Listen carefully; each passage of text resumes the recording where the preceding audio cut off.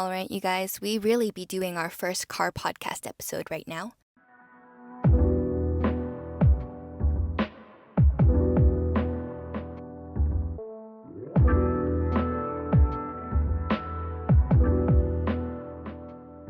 Hello, and welcome back to another episode of the Notes to Self podcast. I am your host, Rachel Huynh, back with another episode. Okay, I'm gonna pause you guys right here. Hello to all my beautiful listeners. I am going to start out by apologizing because throughout this episode, you will hear that the mic keeps cutting out, so you'll have some crisp quality and then you'll have some trash quality. So I am so sorry. Please bear with me. I promise that the episode and the content within this episode is worth the watch and the listen. All right, back to the episode.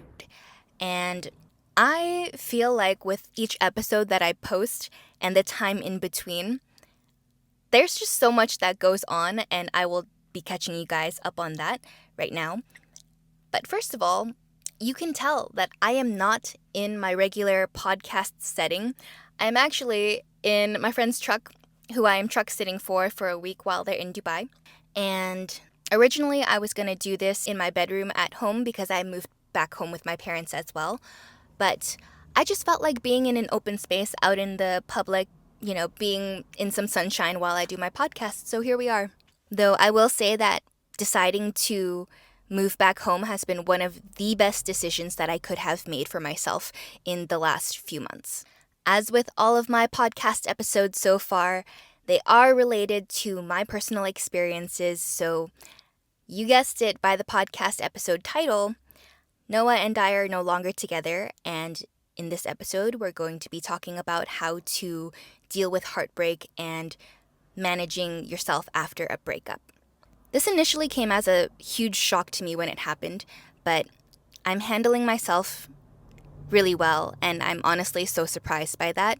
So if you are going through something similar, I want to help you be able to get to this same space. I recently learned that summer is the season for breakups and that winter is cuffing season, which, I guess that kind of makes sense if you want to be hot and independent during the summer and then have someone to snuggle with during the winter. Is that how it works? You tell me. Anyway, not that we have to do a whole deep dive on the complexities of Noah and I's relationship, but I do need to give you a little bit of a backstory before we get into the how-to portion of this episode. It's actually pretty difficult to be brief about this while being 100% accurate with the details, but basically it boiled down to character differences between us. There were basically things that we realized that we wanted in a partner but that the other person did not embody, and a core value that we were on opposite ends of. And for both sides, that is totally valid, that there are things that you want in a partner, and if you realize that the other person does not have these qualities and attributes, then that's 100% totally and completely fair. So you guys know that we had a podcast called #TFT, which stood for #TwinFlameThings. And to be honest, I really do believe that Noah was my twin flame relationship, and here's why. So in spirituality, twin flames essentially start out as one soul that is split off into two different bodies. So when they find each other, there's this huge sense of coming home to yourself, but also coming home to each other as well. It's a very rare and intense connection where you feel like you've known this person your entire life. And that's essentially true because you're meeting the other half of your soul, a mirror of you. I know that we both agree that our relationship was a twin flame union if we're following the spirituality definition of it. However, not all twin flame relationships and unions are a happy one. In fact, the other side of a twin flame relationship is that it is the most triggering relationship that you could be in. And at least that was my experience of it. And when I say that was my experience with it, I don't mean that the entire relationship was bad and that the entire relationship was just triggering. There were definitely really good parts to it, and it had some really beautiful moments that I'm so grateful for. when a twin flame union comes together, of course there is so much love and so much beauty that goes into it initially. Just as the relationship progresses, you will find that it becomes the most triggering relationship to be in. And I feel like not everyone will understand this until it happens to them, but that's just how it is. One of the biggest misconceptions about a twin flame relationship is that it's about coming into union with your counterpart. And although that's true, it's actually more about coming into union with yourself. Twin flames essentially have a lot of work to be done when it comes to internal growth. And at least with Noah, I can definitely say that within the relationship, I was able to see all of the ways that I was deficient in comparison to him. And while that might not actually be his intention, that is just the way that twin flame relationships work. Because of that, I honestly feel like I was the most crazy and emotionally intense in a relationship that I have ever been. And the most negative sides of me were brought out because I was struggling with ego, reactivity, mental health, and just a whole host of other things that, for that reason, I know that I did not give Noah my best because I was learning to deal with these things. After analyzing our relationship, being out of it, I realized that I put him on such a pedestal above me, of this person who's got the perfect morals, no flaws or near no flaws, which isn't true because when we would communicate about this, he would definitely reassure me and tell me that, he's not perfect either and that he does have his flaws. I think it was just because I was so aware of my own flaws that were more present and expressive than his flaws. That led me to constantly compare myself to him and really induce this poor mindset within our relationship. But I know that I also triggered relationship wounds for him as well as the other side of our twin flame relationship, because he has told me that in regards to every partner that he's had, I've been the one that he's been the most angry with. And that just goes to show that it's not just one side of the twin flame relationship that's triggered. It's actually both, but maybe to a different degree. And so for that reason, not every twin flame will end up together. And actually, a lot of them do end up separating because that separation is the very thing that triggers growth and deep transformation for both parties. It's a karmic bond that is meant to shape you, but not all twin flame relationships are destined to be for a lifetime. Also, guys, if you see me getting shiny, it's because it's super hot as hell in this car. And, I decided to be here, so I gotta follow through with it. But if you notice me getting shiny, that is literally because I am sweating bullets up in here. Okay, so when this breakup happened, what really helped me in the moment was this wave of acceptance and openness. And I know that sounds super weird because a lot of people will think you're getting broken up with and you're able to just be accepting and open.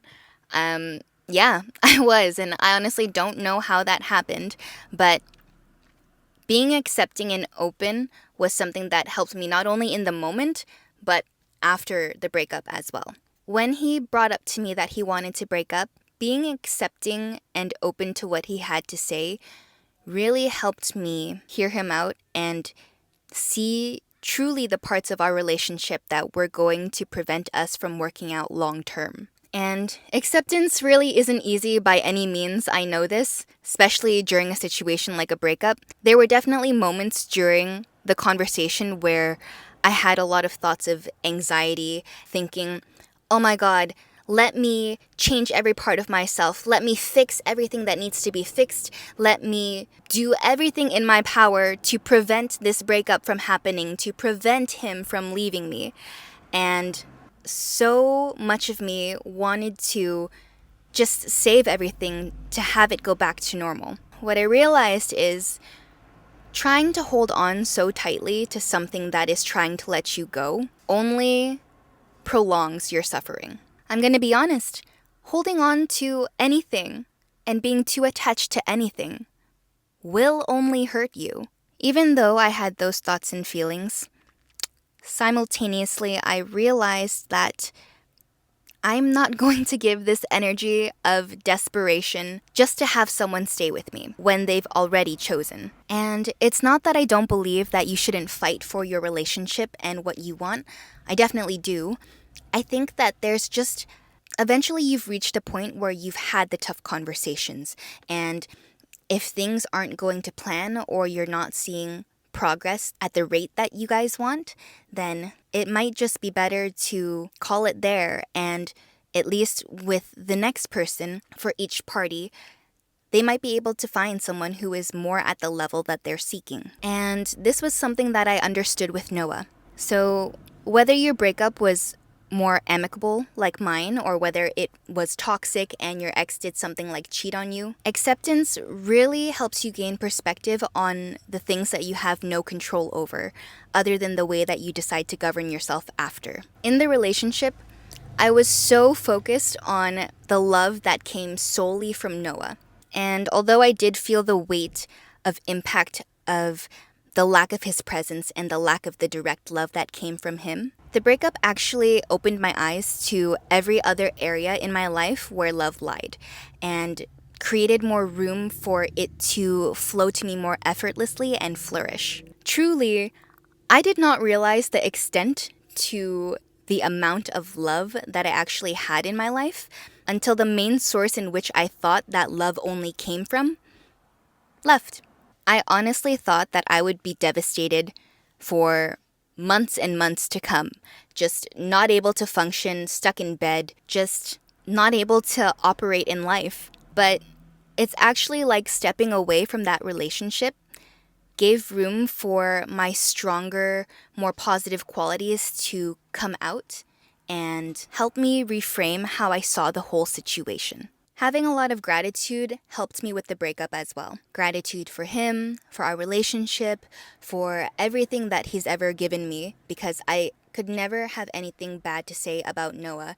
He did everything in his power to be the best partner that he could be to me, and for that I am so immensely grateful. And I'm also grateful for what the relationship showed me in terms of ways that I myself needed to grow. And I'm also grateful for what the ending of that relationship was able to bring me after.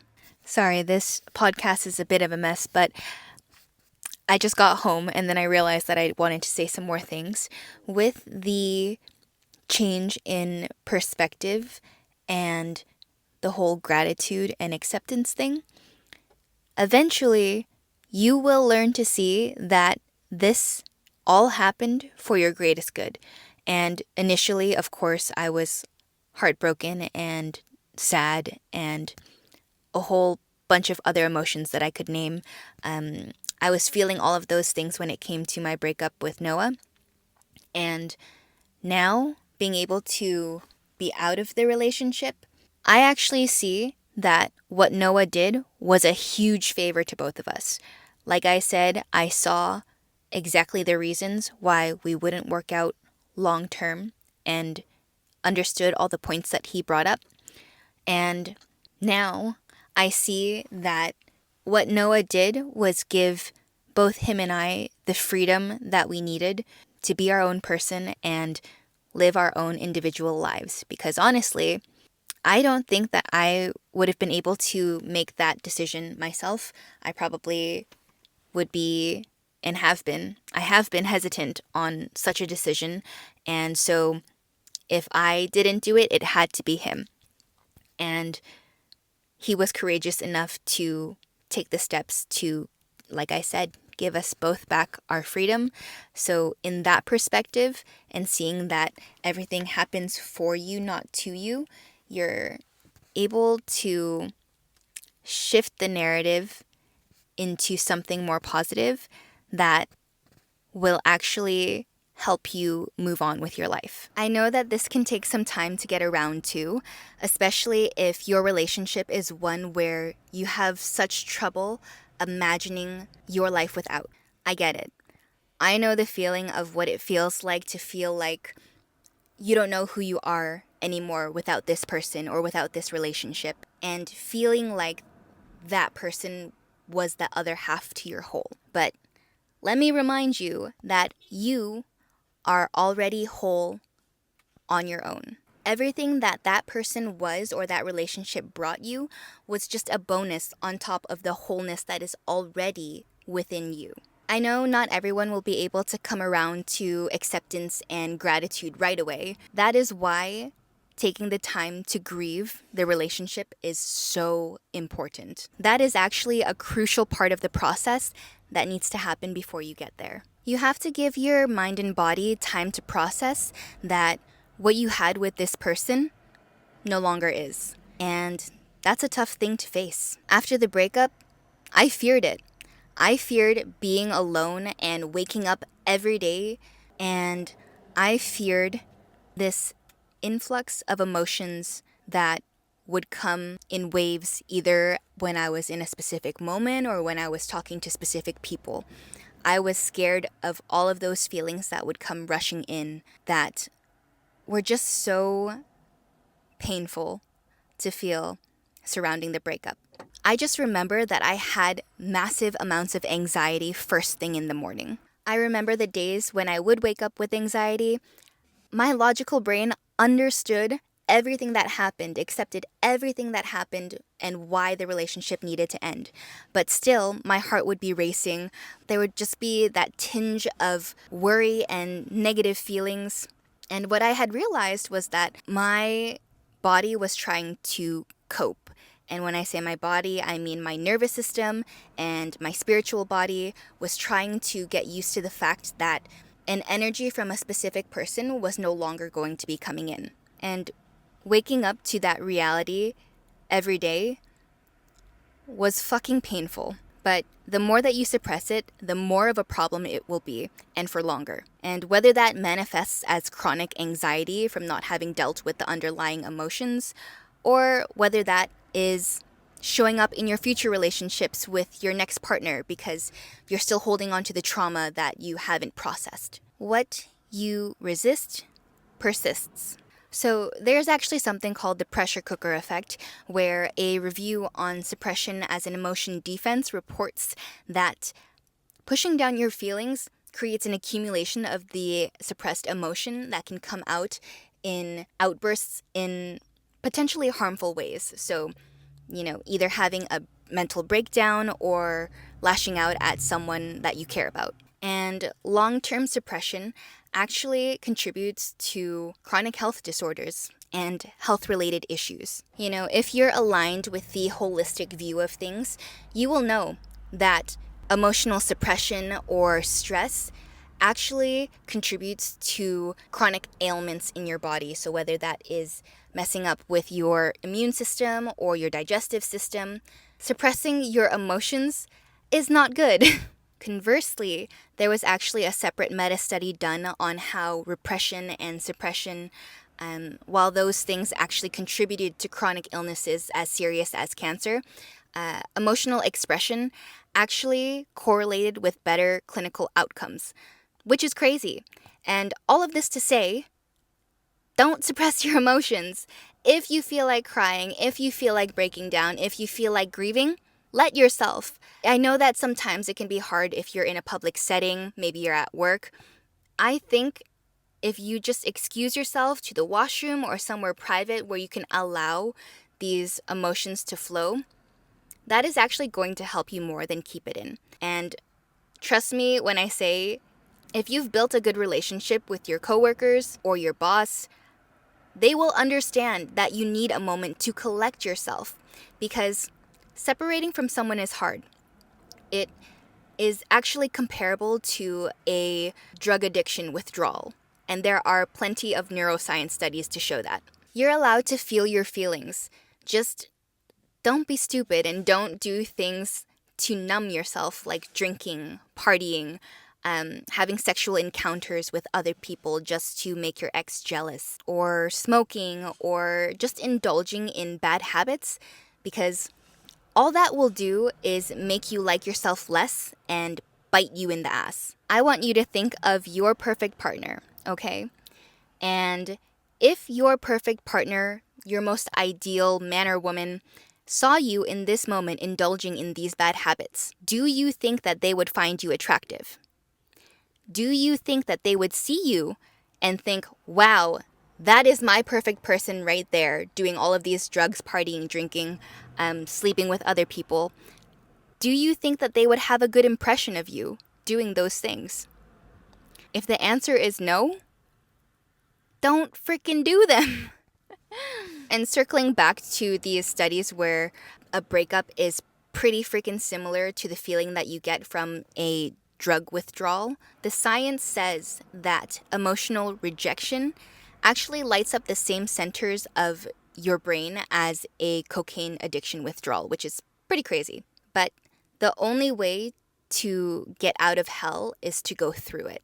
And if it helps you, I know that some people find it helpful to give themselves a timeline.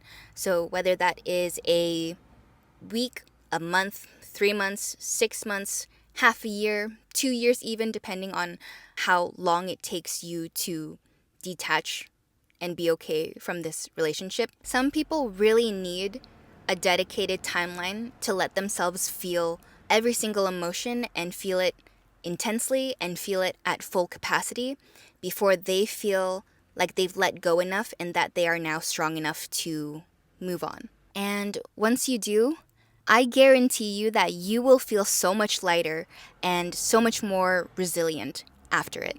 And the next thing that helped me, although I know some people, again, will hold on tightly until they feel like they're ready, for me, after it happened, all the photos, all the videos, it's gotta go. I'm sorry, it's gotta go. It's gotta go out of my sight because I know myself. And if I see something that triggers a memory and nostalgia, it's going to make it 100 times harder to get over that breakup. You know, if you're not ready to delete all the photos and the memories, at least archive them. At least put them in your hidden folder so that they don't trigger you. And when you are ready, then you can go ahead and delete those photos off your phone for good. You know, I'm going to circle back again and say the longer that you hold on to something that's not trying to hold on to you, you are just prolonging your hurt. So that's why for me, it was a good decision to put those things away and, you know, get rid of the photos because I know that it's just going to hold me back from healing. And in addition to that, muting your ex on socials is going to be insanely helpful too, because it already freaking stings knowing that your ex partner is living their life without you. And, you know, although you are doing the same, it still hurts to see them, I guess, thriving in their life and being okay. And it's not that they shouldn't be, but after a breakup, of course, you are going to be hurt and have to get used to them living their life without you. So that's also something that I did that was incredibly necessary to help get them out of sight and out of mind in order for me to continue my healing process. And if you are one of those people who likes to creep up on their ex and spy on them and see how they're doing, just don't. Just don't. The reason that you guys are broken up is now to put the focus back on yourself. And how can you pour back into yourself when you are being so concerned with them and their lives? And I know a lot of people will say, but I miss them, but it hurts, this, that, and the other.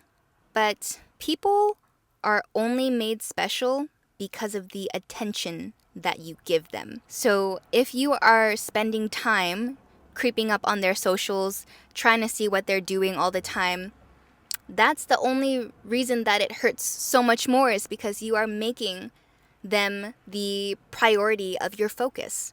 But think about if you took that focus and put it back on yourself, and think about, how can I make life enjoyable for me? And how can I make myself feel good again? How can I build a life that I don't want to escape from? Just some food for thought. But seriously, just leave your ex alone. I think another thing on that topic is they can feel energetically when you are still attached to them. And when you are too overly attached, it actually repels them away further. That's why you see those stories of when when a person finally gets over their ex and then all of a sudden they receive a message from them again and they like somewhat come crawling back. That's not going to be your situation. You're going to detach and you are going to live your life for you and not prioritize them. Moving on though, once you do give yourself the time to grieve, once you're able to remove the photos and everything that reminds you of them, I will say that being around other people helps immensely. And even if you feel like you're operating on a lower frequency and you don't want to be sad around other people, I'm going to be straight up and say that being around other people actually helps lift you up out of the low frequency that you are in. This is especially true when you spend time with people who love you and who care for you and who want the best for you. That love that they pour into you really, really helps shift your mood, even if it's just 1 degree higher. When you go through a breakup, it is okay to spend some time for yourself to process, but don't stay there forever.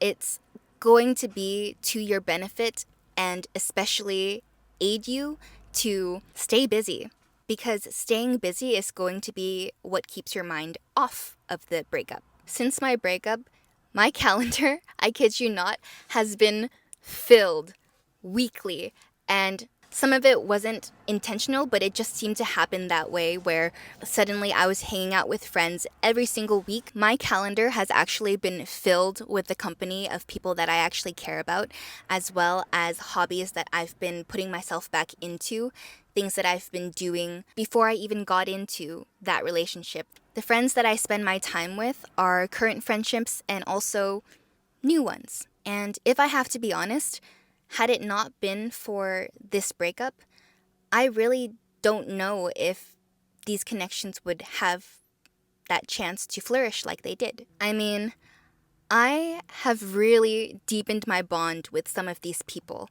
and they helped change my outlook on life. I want to emphasize the friendships because honestly, that's made such a difference to me in terms of being able to stay afloat after something like this with a breakup. The people that I have been able to reach out to, and you guys know who you are, have been some of the most life-changing and pivotal connections that I could have ever made, that has helped support me through the breakup that happened between Noah and I. The people that you have in your corner helping support you through a situation like this are instrumental to keeping you afloat and helping you see the bigger picture.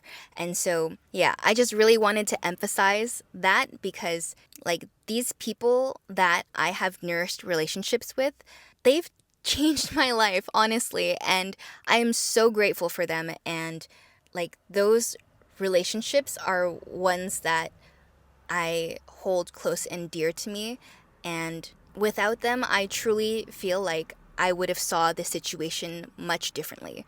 But because I had that support and that I was so blessed to have that support, I feel like that's a very big portion of why I am so positive and okay after a breakup of a relationship that was nearly 3 years. I feel so incredibly fulfilled on this aspect, more than I have in the last 2 to 5 years. This, I feel, is truly a testament that some things need to fall away in order to create space for something more amazing to come into your life. So, not only does staying busy and seeing friends take your focus away from someone who's no longer playing an active role in your life, but it also helps you redirect your focus on where you can actually pour yourself into. Something that I learned from my last relationship is that I would like to be more selfless with my time, my energy, my resources. And so an important question that you can ask yourself is, what and who can I give my time to, if not person who shall not be named? Who deserves my time and my energy? For me, of course, besides learning to pour back into myself, my immediate thought was my family. And so after the breakup, I actually decided to dedicate my Saturdays to helping my parents with landscaping when I can.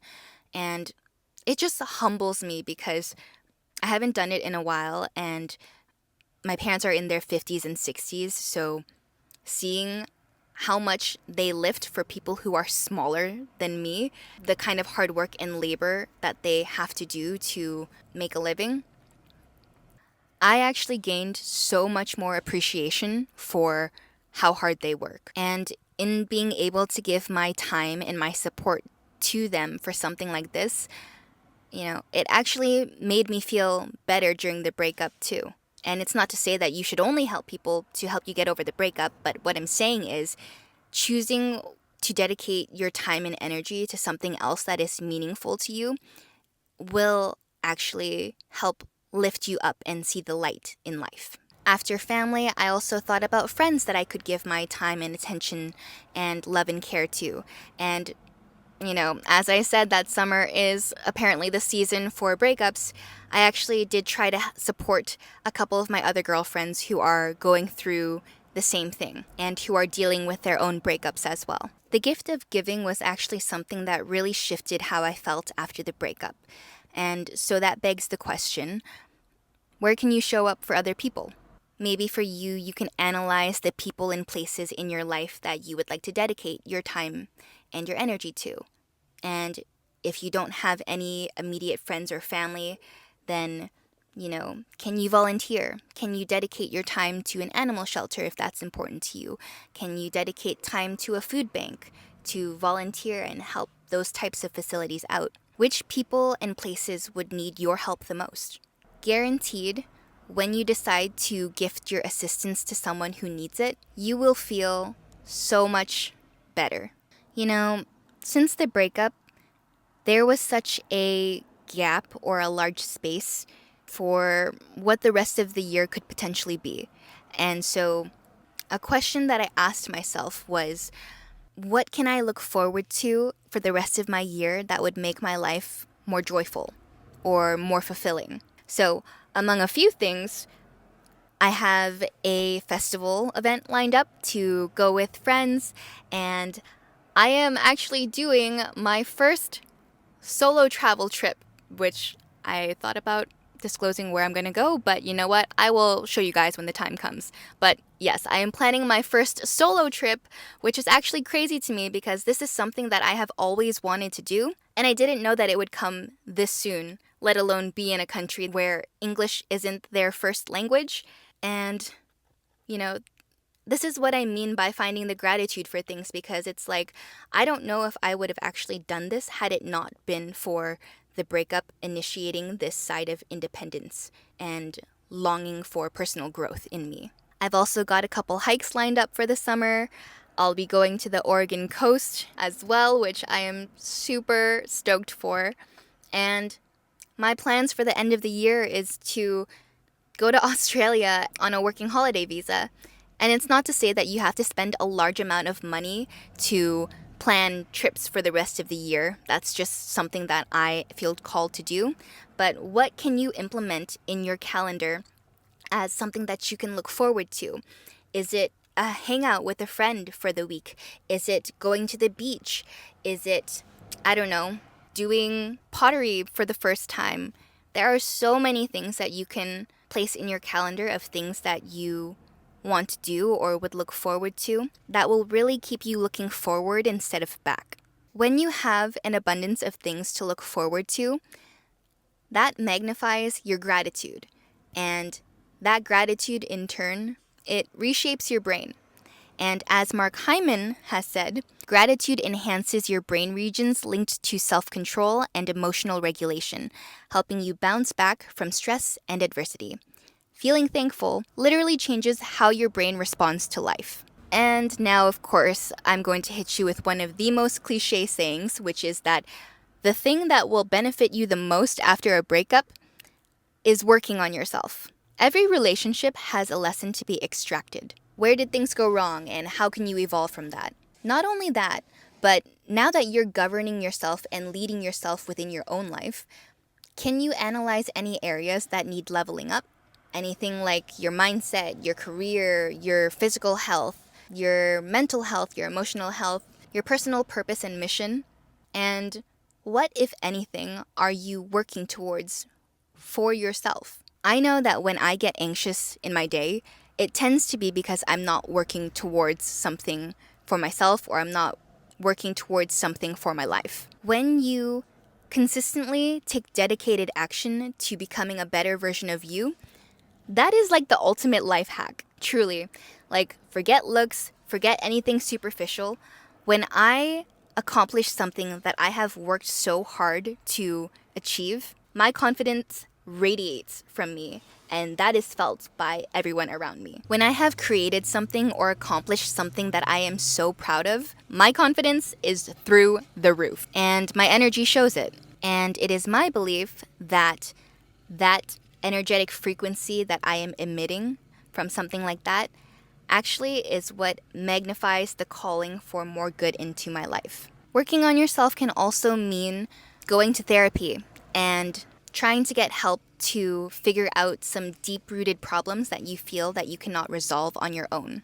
Things that not only you have learned are an issue within relationships, but also things that you feel like are holding you back from any other area of life. I am lucky enough to say that I got a referral to a incredible therapist from one of my friends, and again, this is something that I always knew that I needed, but never really took action looking into until something like a breakup, like this breakup, has happened.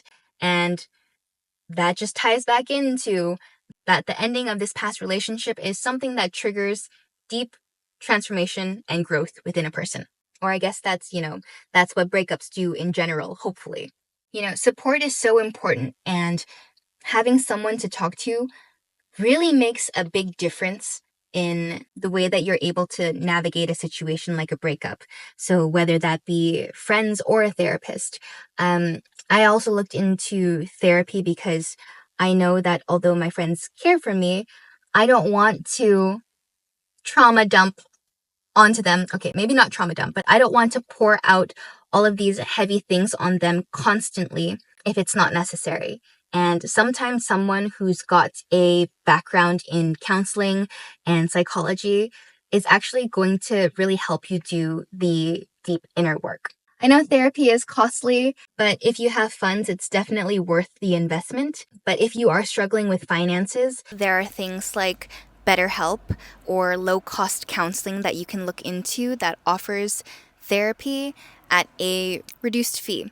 And sometimes if you feel like you're in a really, really tough spot where you feel unwell, you can request your general practitioner or your family doctor to help refer you to some free counseling sessions, because that is definitely something that I had requested from my doctor, and they were able to schedule me about 6 free therapy sessions. So that is something to look into if you feel like you really cannot shell out the money for regular therapy. If you're in the Vancouver or Toronto area, a couple of my friends developed a software called Matchia app, and it is essentially AI powered to help you find the right therapist for you, either with whatever specifications you're looking for or cost range as well.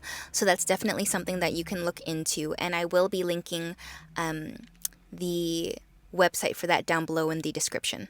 There are a lot of cost-friendly options if you're willing to take the time to look into it and find which works best with you.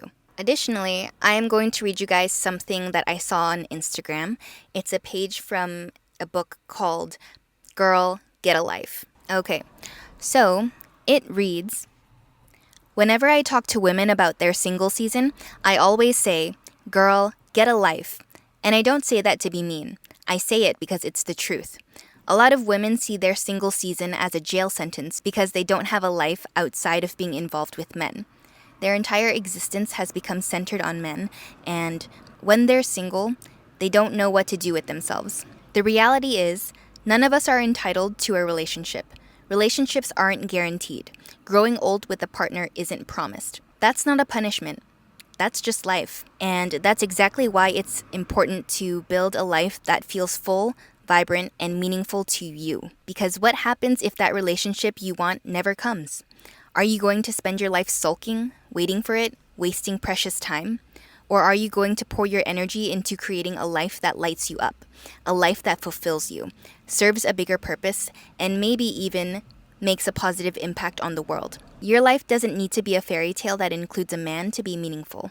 What if your life was meaningful just because you're in it, because you mean something? This is just so powerful because I feel like so many women or people in general get stuck thinking that if they're not in a relationship, they don't have any value anymore because, quote, no one wants them. And that's simply just not true. How about you make it so that you want yourself? I want you to think of the person of your dreams, the person who embodies all of the qualities and the traits that you find desirable. You know, from the way that they look to the way that they carry themselves, the way that they put effort into their character, and just every detail about that person that would make them so amazing to date. Now, take a look in the mirror. That is exactly who you need to become. A lot of people forget to attract your dream person. You need to become your dream person. And this is not to say that you should level up with the ulterior motive goal to attract your ideal partner. But when you decenter your life around having a relationship and live with a focus on yourself, you will find that you feel so much happier because you don't need a romantic relationship to be fulfilled. Especially when you learn not to place your worth on how easily you can attract romantic attention. There was also a reel that I saw on Instagram from Jay Shetty that mentioned sometimes you have to be able to see the plot holes in the relationship that you couldn't while you were in it. That's not verbatim, but essentially what he said resonated with me because in the relationship, I thought that everything with Noah and I was so perfect. It was the ideal relationship on the outside. Being out of it, if you truly analyze the relationship that you were in, can you say that you were the happiest that you have been? Can you say that you were operating at your best self in the relationship? And sometimes it just takes time away to realize that that relationship wasn't all that it was, and to realize that that relationship actually didn't serve your highest good. I mentioned before that I was helping a couple of friends with their personal breakup as well. One of them actually is having a much more difficult time moving on, and her specific relationship was very toxic. There was a lot of ego and hiding of the partner, and the way that they argued was very aggressive, and they would be calling each other names, and there was just a whole bunch of things that were said that were not necessary. And because she had a hard time moving on, I really had to remind her of these things where her partner was clearly not choosing her and was hiding her, and all of these reasons why it was not the ideal relationship for her. Through time, she's come to accept that more and see that her relationship definitely had some huge plot holes that were not conducive to her being in a healthy mental state as well. Yeah, I just thought that perspective of needing to find the plot holes to what that relationship was to help you move on from heartbreak was really interesting. So, if you're in the thick of it, if you feel like your chest feels hollow, and if your mind keeps replaying the situations that you wish you could have said or done things differently, or if your heart feels like it's learning to beat without the rhythm of someone else's presence, just know that this will pass. You are not broken, you are becoming. Breakups don't break you. They build you. They peel back the layers that were clinging to comfort and illusion, and helps you step into clarity. And you're not losing love. You're rediscovering where it lives. And when you choose to heal and to look inward instead of outward, to reflect instead of react, you're reclaiming your power one piece at a time. Healing is hard, yes, and some days you'll miss them.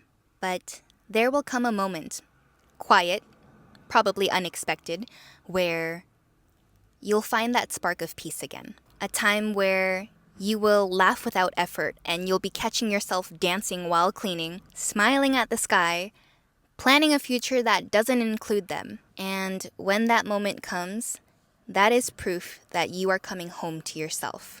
And I want you to remember this. You never had to become someone else to be loved. The right people will love you for exactly who you are and who you're becoming. So take your time. Feel it all. You're not starting over. You're starting forward. Thank you so much for being here and listening to this episode of the Notes to Self podcast. I know that when I watch this back, there'll probably be a lot of outdoor sounds because I had to have the window down. I'm doing this out in public where cars are running by. So if you've stuck with me till the end of the episode here, I graciously thank you.